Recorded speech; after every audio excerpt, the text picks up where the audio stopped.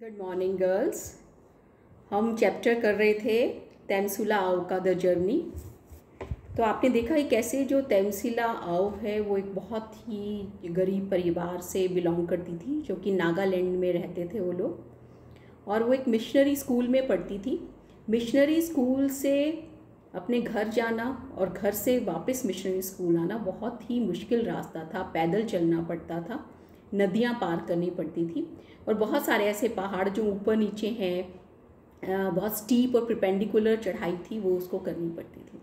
तो यहाँ जो जर्नी की बात की गई है, जैसे मैंने आपको पिछले ऑडियो लेक्चर में बताया था कि दो टाइप की जर्नीज़ हैं।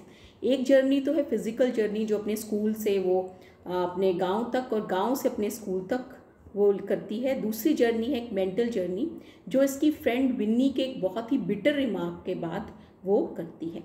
तो गर्ल्स आगे करते हुए पेज नंबर 27.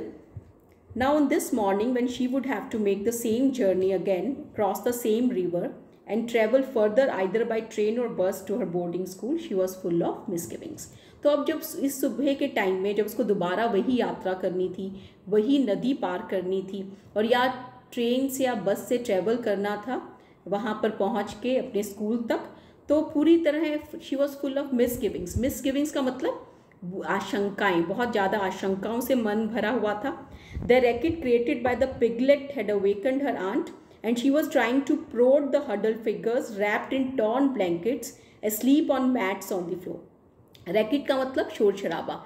तो जो शोर शराबा उन जो सुअर के बच्चों ने क्रिएट किया था, उसे उसकी जो आंटी है वो जाग गई थी, और वो चुपचाप जो छोटे छोटे जो सुअर के बच्चे पड़े थे उसने वहाँ पर उनको चुभा कर उनको उठाने की कोशिश की।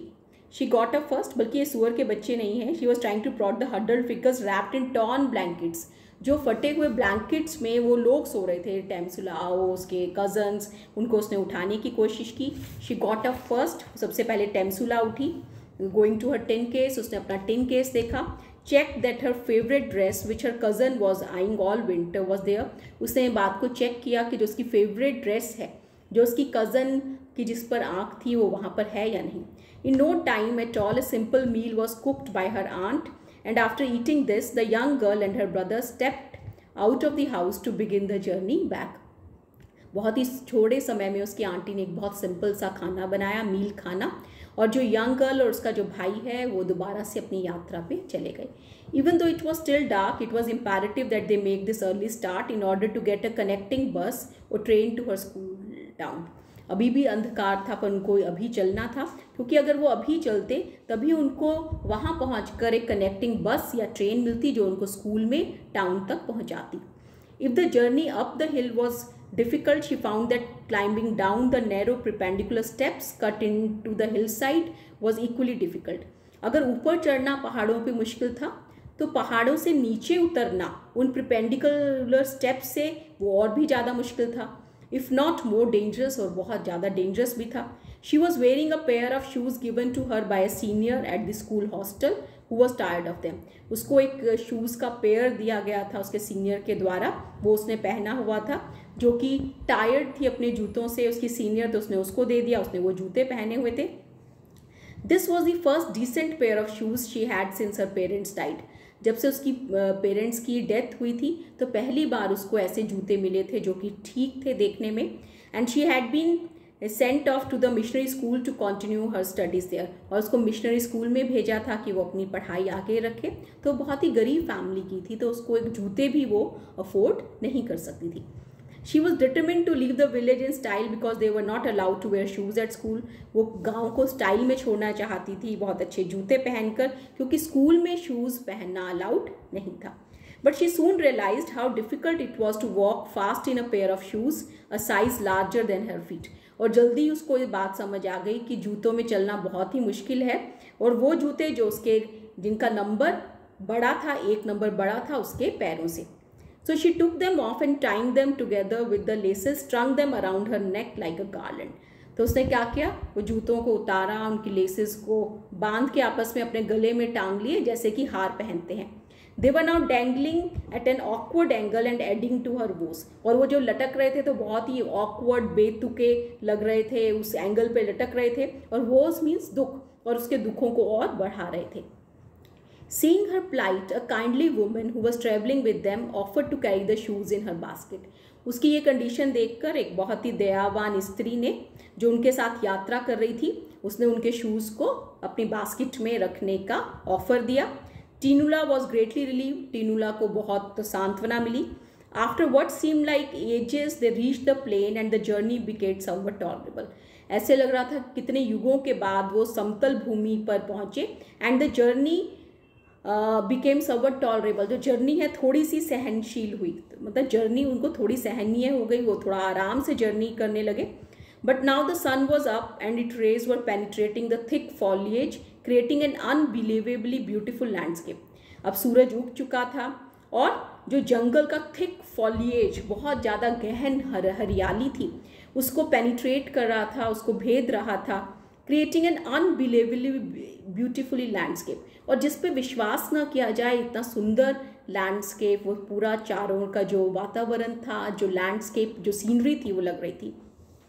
She could hear the varied tones of different birds flitting from the branches and calling out to each other. और बहुत ज़्यादा अलग अलग टोन्स, वेरिड अलग अलग टोन्स, आवाज़ें सुन सकती थी उसको, पक्षियों को जो एक शाखा से दूसरी शाखा पर कूद रहे थे, calling out to each other, एक दूसरे को बुला रहे थे। But the travellers had no time to stop and look or listen to anything. पर यात्रियों के पास कोई समय नहीं था कि वो रुकें और किसी चीज़ को सुने। They had to keep up a steady pace, especially Tinula and her brother. परंतु जो टिनुला और उसका भाई है, उनको स्टेडी पेस, एक स्पीड, एक जो लगातार एक स्पीड को बनाए रखना था। टेमजेम्बा, जो टिनुला का ब्रदर है, उसका नाम था Temjemba, as they had to reach Mariani by 4 in the afternoon, क्योंकि उनको दोपहर 4 बजे तक मैरियानी पहुंचना था। At one point after the party negotiated a puddle by walking over a fallen log, they came across a peculiarly shaped depression and fresh dung near it, upon which the rays of afternoon sun shone directly. और जब एक बिंदु पे जो party है, negotiated mean सामना करना, जब उन्होंने सामना किया एक पुडल का, पानी का एक जो पानी का एक बहुत बड़ा तो नहीं, गड्ढा टाइप, और बाय वॉकिंग ओवर फॉलन लोग, और उस पुडल पर, गड्ढे पर एक लकड़ी का फटा पड़ा हुआ था, उस पे से चल के वो वहाँ से गुजरे, तो उनके सामने एक बहुत ही अजीब तरीके का डिप्रेशन आया। डिप्रेशन मीन्स गड्ढा आया, और उसके पास ही एक गोबर पड़ा हुआ था, और उसके ऊपर बहुत ज़्यादा सूरज की जो किरणें हैं चमक रही थी।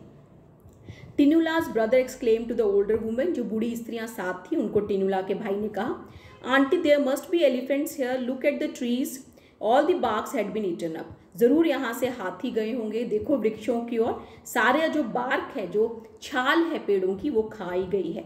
And we really have to hurry, हमें जल्दी करनी होगी। We can not wait here for the elephants to pass, हम हाथियों का इंतज़ार नहीं कर सकते कि वो यहाँ से गुजरें।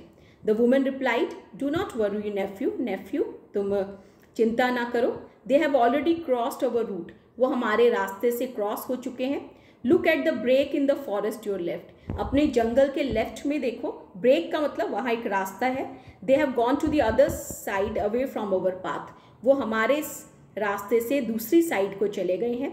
टिनुला wondered how the old woman knew this, Tinula को आश्चर्य हुआ कि उस बूढ़ी स्त्री को इसके बारे में कैसे पता लगा।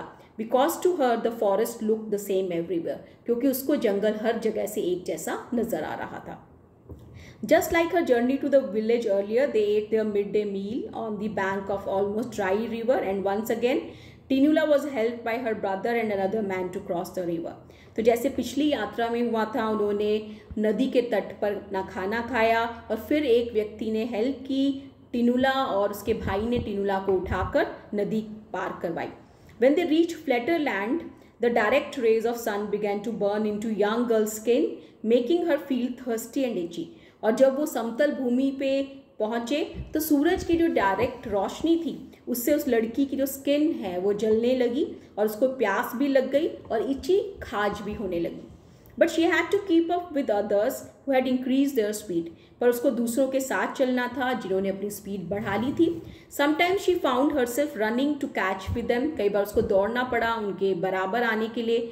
Afraid that some wild animal would spring out of the forest and devour her, और उसके मन में डर था कि कोई वाइल्ड एनिमल वहाँ से निकलेगा और उसको खा जाएगा। The winter sun was almost setting, जो सर्दियों का सूरज है वो छुप रहा था। When Tinula and her brother reach the railway platform, जब टिनुला और उसके भाई रेलवे प्लेटफॉर्म पर पहुंचे, there was no time to purchase tickets खरीदने का कोई टाइम नहीं था। So they simply jumped on to the train and immediately chugged out of the station. सीधा वो ट्रेन में कूद पड़े और वो सीधा स्टेशन से निकल गई। It was one of the suburban trains which stopped at all kinds of stations, sometimes to take in a single passenger and once or twice it stopped even when there was no one. तो ये उस type की उपनगरीय train थी जो कि हर station पे रुक जाती है एक आदमी को लेने के लिए भी, और कई बार कोई ना हो तब भी वो रुक जाती है।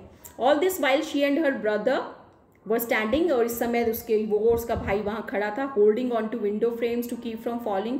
उनको कोई जगह नहीं मिली तो विंडो फ्रेम्स को उन्होंने पकड़ा हुआ था कि वो गिरे ना। After some time Tinula felt a tap on her shoulder. A man was pointing to a small space beside him. She tried to sit, but the space was so small that she had to turn sideways to keep her bottom on the hard wooden plank of the seat. और फिर उसने कोशिश की कि वो जो space है वो इतना छोटा था, एक आदमी ने उसके कंधे पर थपथपाया, उसने कहा यहाँ बैठ जाओ, तो वहाँ स्पेस इतना छोटा था कि उसको पीठ मोड़कर बैठना पड़ा, पर फिर भी वो थैंकफुल थी कि वो वहाँ बैठ गई। No matter, she was grateful for the edge hold and leaning her head on the wall, she began to doze off. वो इस बात के लिए कृतज्ञ थी कि उसको थोड़ा सा ही किनारा मिल गया और उसके बाद वो ऊँघने लगी। गर्ल्स, अभी मैं इतना करवा रही हूँ and the rest I will give you an audio lecture. कोई भी प्रॉब्लम्स हैं तो आप ग्रुप में लिख सकते हैं। Thank you.